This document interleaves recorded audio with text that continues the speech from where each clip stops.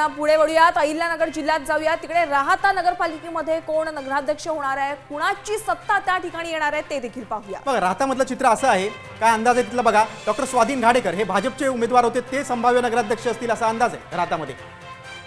अहिल्यानगरमधील ही नगर परिषद आहे बघा। राहातामध्ये 10 ते 12 नगरसेवक हे भाजपचे निवडून येतील आणि राहातामध्ये हे कमळ फुलेल असा अंदाज आहे। नक्कीच, आणि याबाबत आमचे प्रतिनिधी सचिन बनसोडे यांनी काय अंदाज व्यक्त केलेला आहे पाहूया।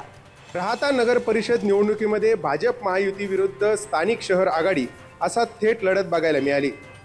भाजप महायुतीकडून डॉक्टर स्वाधीन घाडेकर यांना नगराध्यक्ष पदाची उमेदवारी देण्यात आली होती, तर दुसरीकडे स्थानिक शहर आघाडीकडून धनंजय गाडेकर हे निवडणुकीच्या रिंगणामध्ये होते।